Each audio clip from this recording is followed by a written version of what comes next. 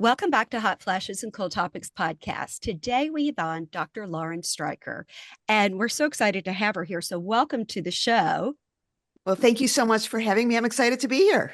Well, I've really enjoyed listening to your podcast, Dr. Streicher's Inside Information Podcast. So, it's Menopause, Midlife, and More. And what I really love is how you are so matter of fact and you just get the answers out there. You're also the author of many, many books and really great books that really go into detail. If you want the answers, you need to check out her books.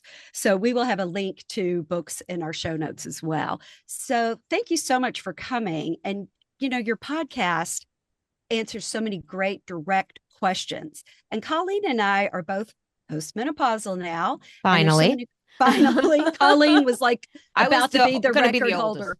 Yeah. Right. Right. Long And that time. is something I know I've listened to your podcast about women when things are happening. They might be on birth control, they might be on NuvaRing, and they're concerned that they've hit a certain age and they're like, well, I don't know. I don't know if I've stopped having my period for 12 months.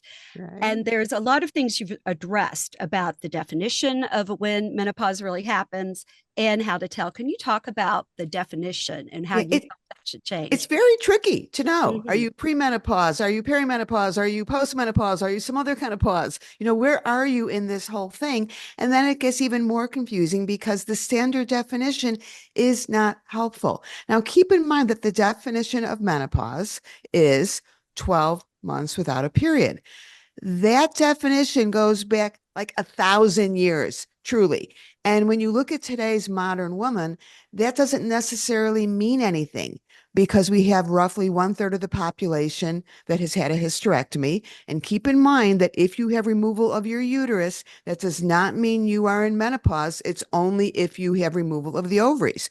So you have a huge number of women who maybe had a hysterectomy when they were in their 30s or 40s and don't get a period, but they're not in menopause. So that 12-month definition doesn't mean anything to them.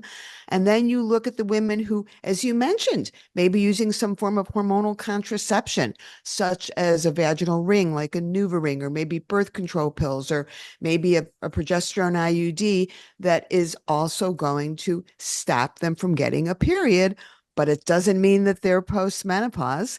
And then we have the final category, which is women who have had a uterine ablation, women who have very heavy periods, sometimes have a surgical procedure where the lining of the uterus is actually destroyed so that they no longer bleed, which is a beautiful thing, but it doesn't mean they're in menopause because their ovaries are still pumping out estrogen.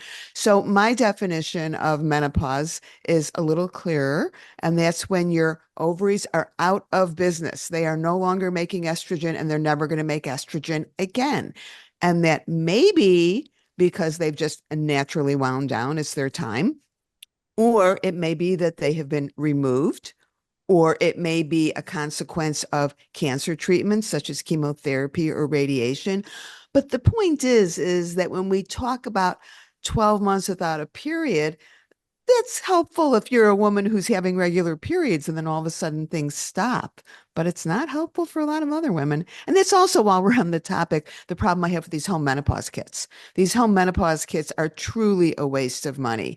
And let's just start with the fact that they don't tell you up front that if you've had a hysterectomy and that if you don't get periods, they're basically useless, because their whole paradigm is about putting an algorithm into their app, which involves when was your last period. So there's a lot of other reasons why they're useless, but that's at the top of the list. Can we dive a little bit more into the hysterectomy, the first category? Because Yeah. you're saying 1/3 of women are getting it, and Yeah, some are getting their uterus out and some are getting their uterus and ovaries. And correct. when they have their uterus and ovaries removed, they're kind of shot into menopause, correct?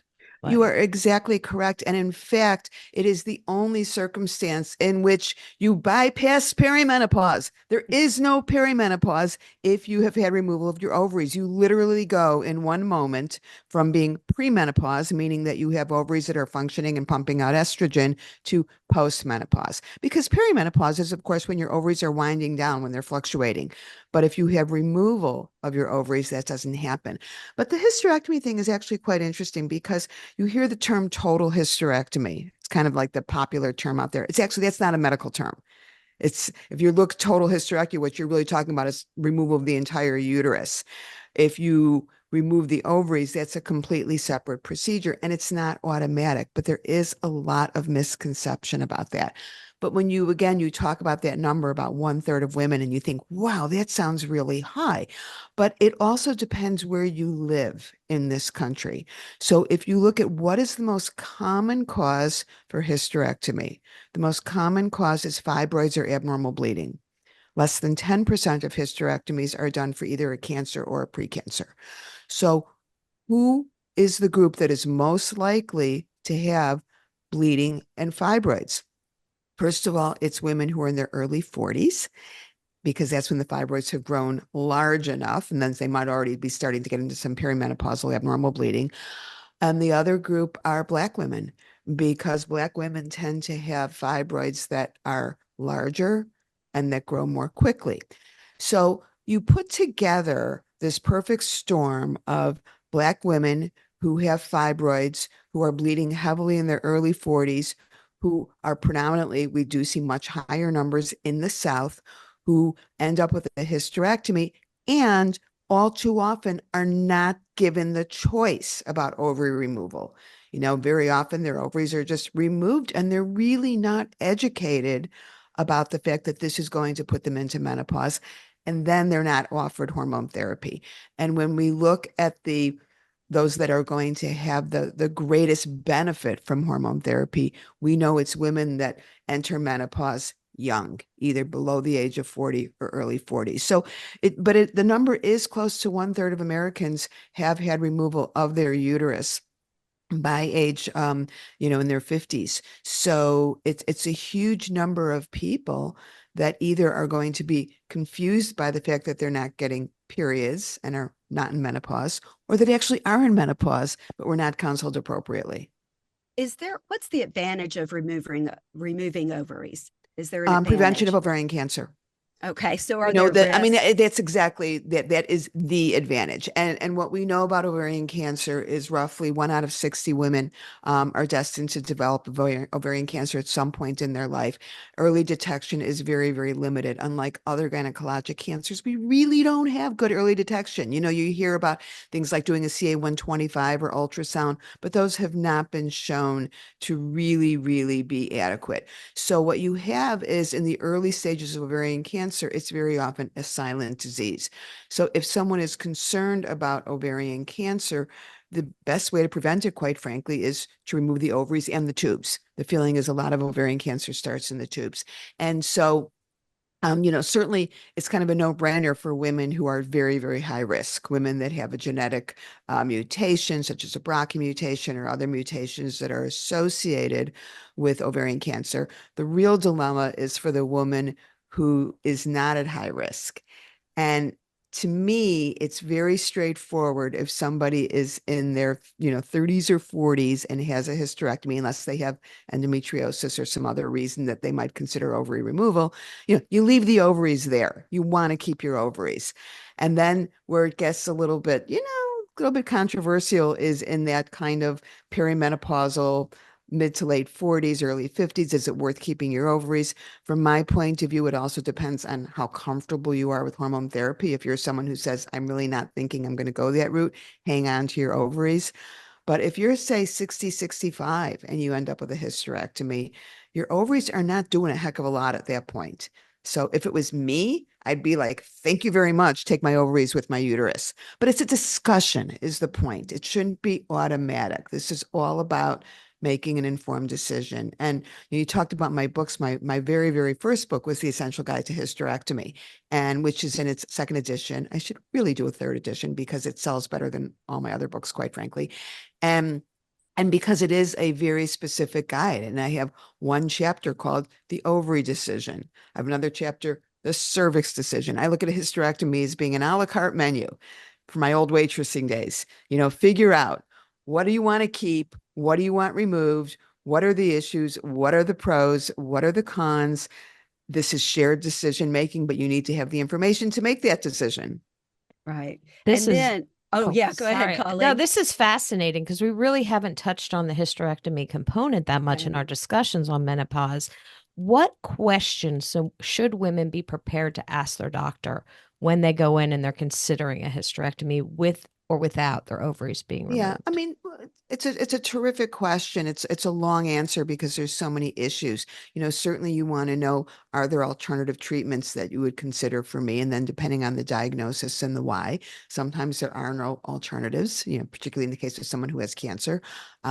Very often there are alternatives, but some women are just sick of the alternatives. They want to be done with it already. And if you've had fibroids and have had 6 fibroid removals and all kinds of other procedures, you just say, I'm tired of spending half my life at home bleeding. So, yes, you talk about alternatives, but once you have decided, yes, I am ready, I'm in, take out my uterus, it's not my friend, I don't want it there anymore, then there are a lot of questions to ask in terms of, how are you going to do it? Is this going to be an abdominal procedure, a vaginal procedure, a laparoscopic procedure?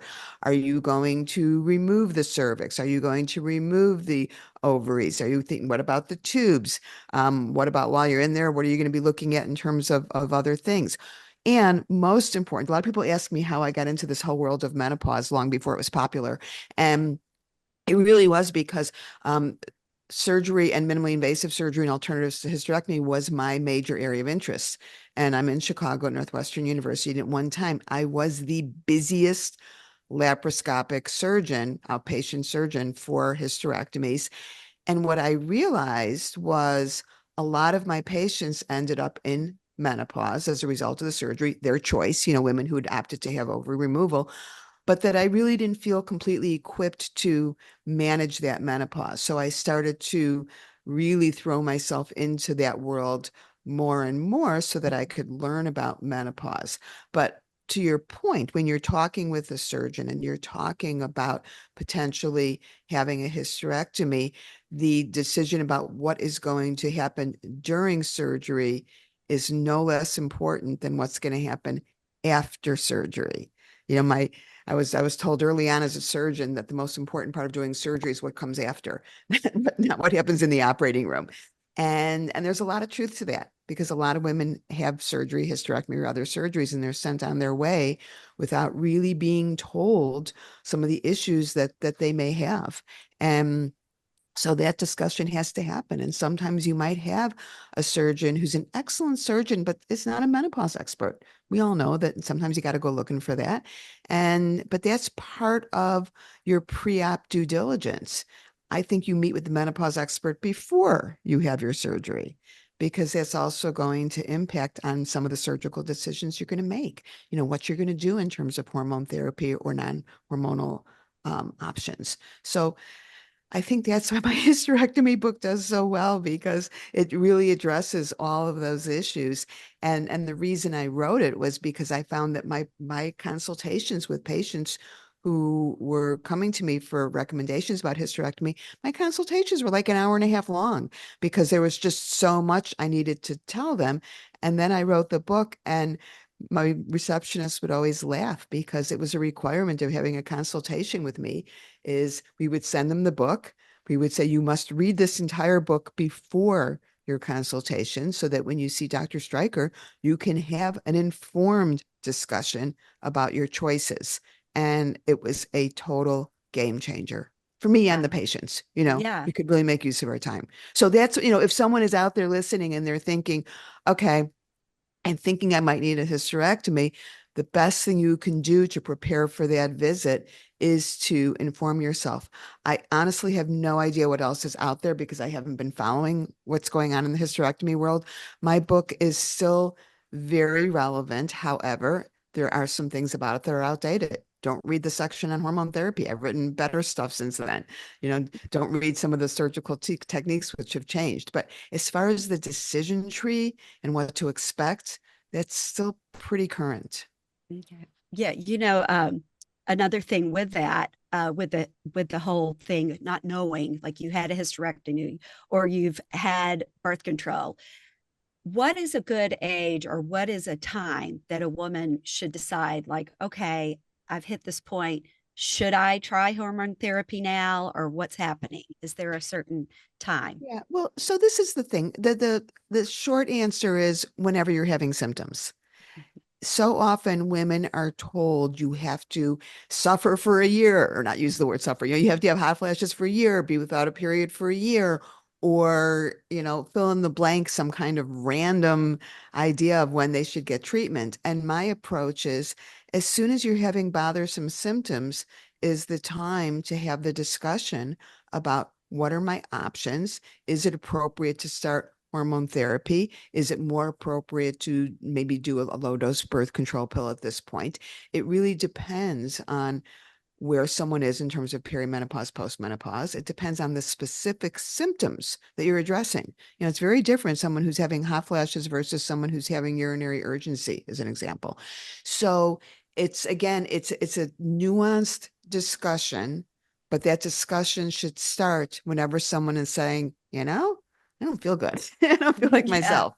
And also to determine, is it menopause or is it midlife? That's always part of the tricky part too, is not everything is menopause, and all manner of stuff happens to women in their 40s and 50s. And sometimes it's menopause, sometimes it's midlife, and more often than not, it's both, which is actually when I named my podcast, that's why I named it, Menopause, Midlife, and More, because the more part is sometimes, The Yeah. combination. It's right. Mhm. One last question that I have on the hysterectomy is, you were talking about removing the cervix. And I don't Yeah. think a lot of women understand, number one, why would you, besides cervical cancer, why would you get your cervix removed?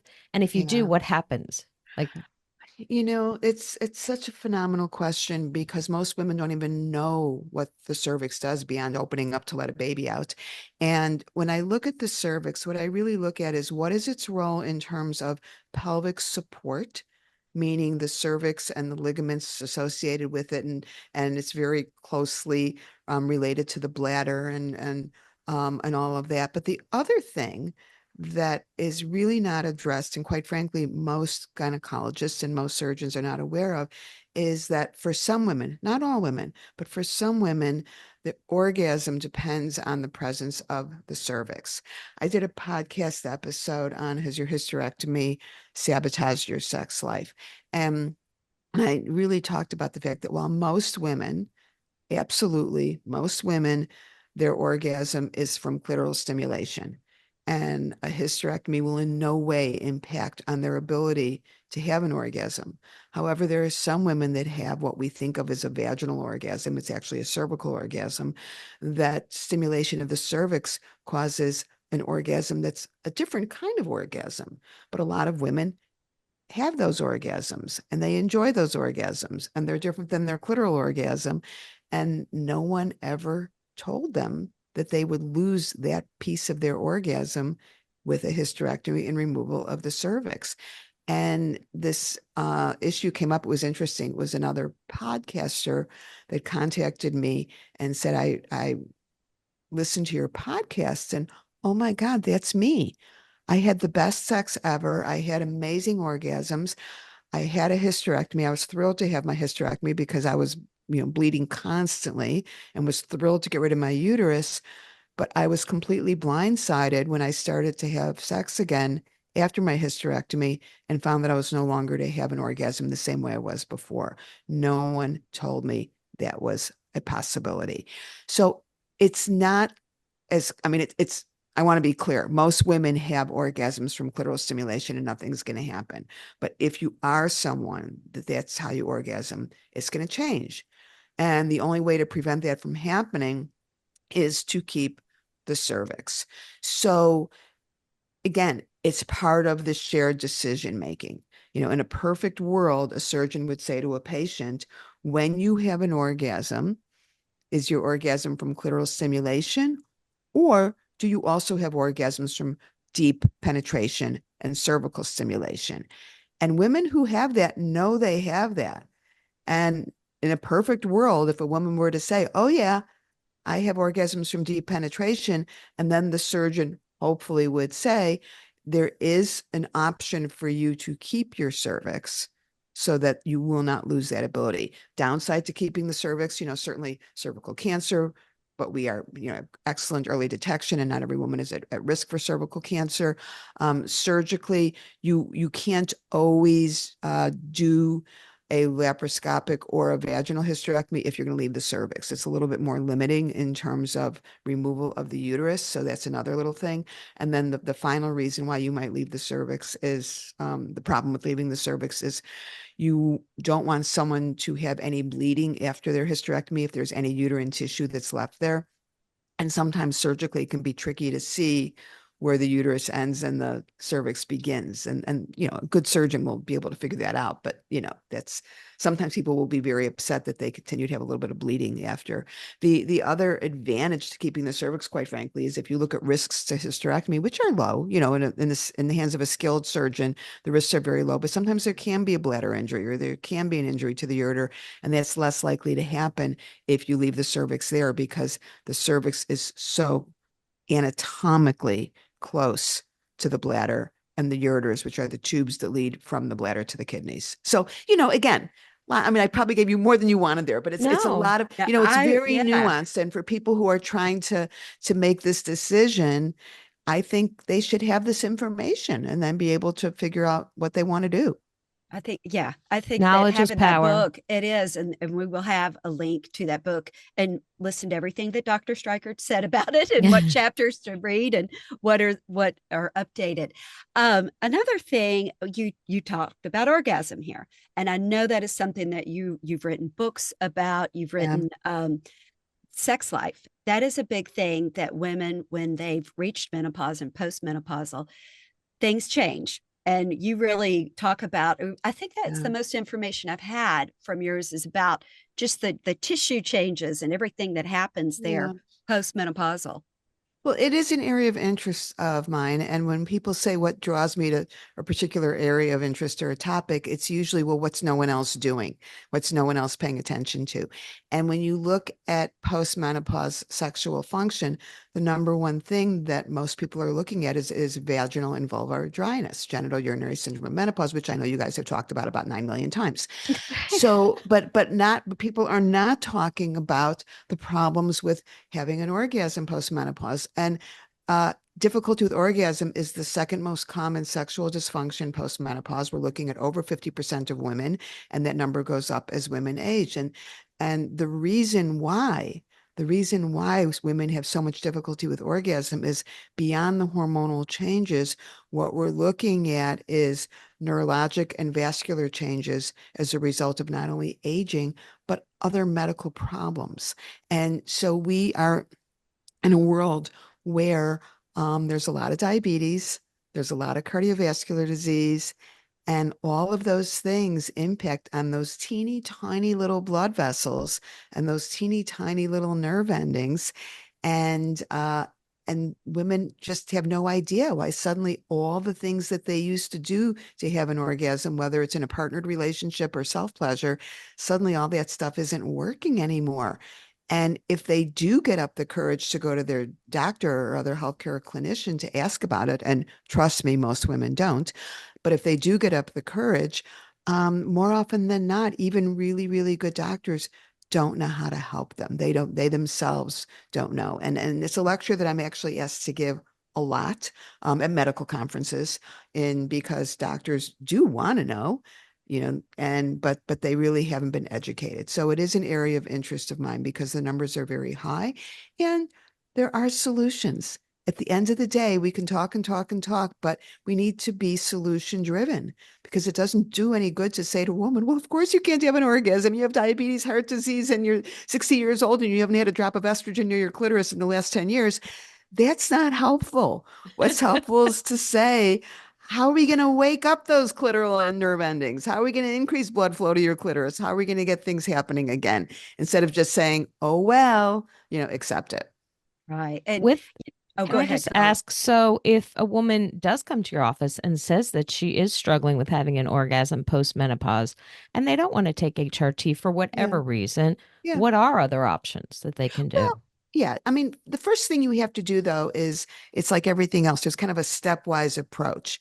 And not only talking about a very detailed history. When did this start?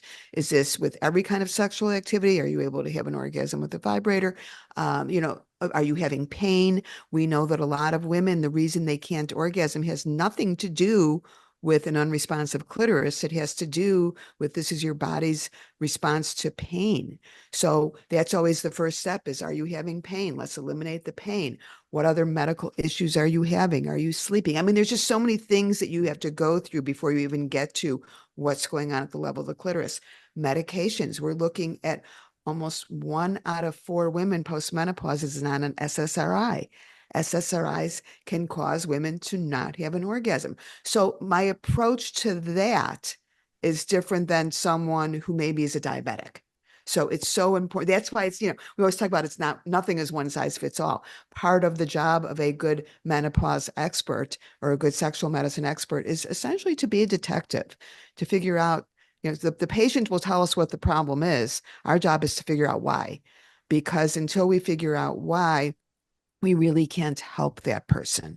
So, it really depends. And even women who are not interested in using systemic hormone therapy very often are amenable to using a little estrogen on their vulva, which is a very different thing. And I always advise women, especially if they're having difficulty with orgasm, that if they are using particularly an estrogen cream, and when they're putting it inside their vagina, and of course at the opening of the vagina, and then don't forget to go north and put some on your urethra directly, which will help with a lot of that urgency, and then be sure and apply it to the clitoris on a regular basis. It's not going to help if you do it 10 minutes before you have sex. What we're talking about is improving the health of the clitoris. But the other thing is that estrogen is a vasodilator. It increases blood flow, and that's one of the reasons why a local estrogen applied to the clitoris helps. But there are other vasodilators. If you have someone who, for whatever reason, chooses not to use a local vaginal estrogen, there are other vasodilators we can use. Now, the question that comes up all the time, of course, is sildenafil, Viagra, because at the end of the day, a penis is just a large, less sensitive clitoris.